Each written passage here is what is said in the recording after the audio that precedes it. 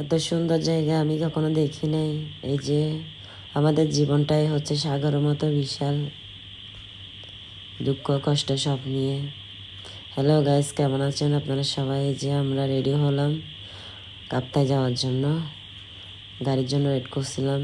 গাড়িতে উঠছে আমার মা, আমার হাজব্যান্ড, আমি, আমার মাসি। ডাইরেক্ট সিএনজি ভাড়া করছিলাম। কথা বলতে বলতে যাচ্ছে, আমার হাজব্যান্ড সামনে বসছিল। যাওয়ার পথেই ভিডিও করতেছিলাম, সুন্দর লাগতেছিল ভিউটা অনেক, তাই ভিডিও করতেছিলাম। এটা আমার ছোট্ট মামনি, এটা আমার ছোট্ট ছেলে, আমার জামাই এটা সামনে বসে আছে। আমার ছেলেকে নিয়ে একটু দুষ্টামি করতেছিলাম। আমার ছেলেটা দুষ্টু একটু, তারপর আমি একটু ভিডিও করে নাচছিলাম ঘরের মধ্যে যাওয়ার সময়। সিএনজির মধ্যে ভিডিও করতেছিলাম।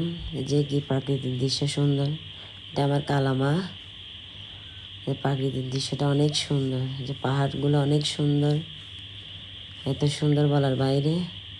আমার হাজব্যান্ড বাইরে হাত দিয়ে আবহাওয়া নিচ্ছিল হেসে হেসে। কিন্তু ওই গ্রামের আদিবাসীদের গ্রামে যাচ্ছে আমরা, কাপ্তাই শিবমনং বুদ্ধের কাছে। মানত নিয়ে গেছিলাম, যদি আমার মানতটা পূরণ করে আর কি। দেখি না বুদ্ধ আমাকে কি করে। সব ধর্মই মানে চলি, কিন্তু কষ্টটাই বেশি পাই। গাড়ি থেকে নামতেছিলাম, নেমে হাঁটছিলাম। এখন খেয়াঘাট পার হইতে হবে আমাদের থেকে। এখানে দাঁড়িয়ে একটু ওয়েট করছিলাম, আবার ডাইরেক্ট চলে গেছিলাম আমরা। খেয়াঘাটটা নিয়ে 100 টাকা ভাড়া নিছিল। খেয়াঘাটে উঠতেছিলাম আমরা, আমার মা উঠতেছে, তারপর আমি দাঁড়ায় আছিলাম। আমার হাজব্যান্ড ভিডিও করতেছে। আমার মা উঠতেছে আমাদের কালো বুড়িকে নিয়ে, তারপর আমি উঠছিলাম, আমার মাসি উঠে গেছে। আমি একটু নৌকার মধ্যে বসে স্টাইল করতেছিলাম।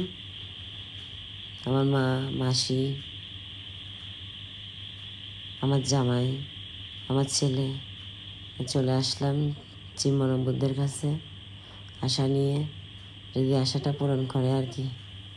আমার অসুস্থতা ভুগতেছি, অসুস্থ কমার জন্য গেছিলাম মানত করে। ওইখানের জন্য ফুল নিয়ে গেছিলাম, ফুল বিক্রি করতেছিল। উপর উঠছে একটা মোমবাতি নিয়েছিলাম এখানে দান করার জন্য। মোমবাতিতে নেওয়ার পর এখানে বুদ্ধের কাছে গেছিলাম, প্রার্থনা করছিলাম। আমার প্রার্থনা করছে, আমাকে আমি করছি।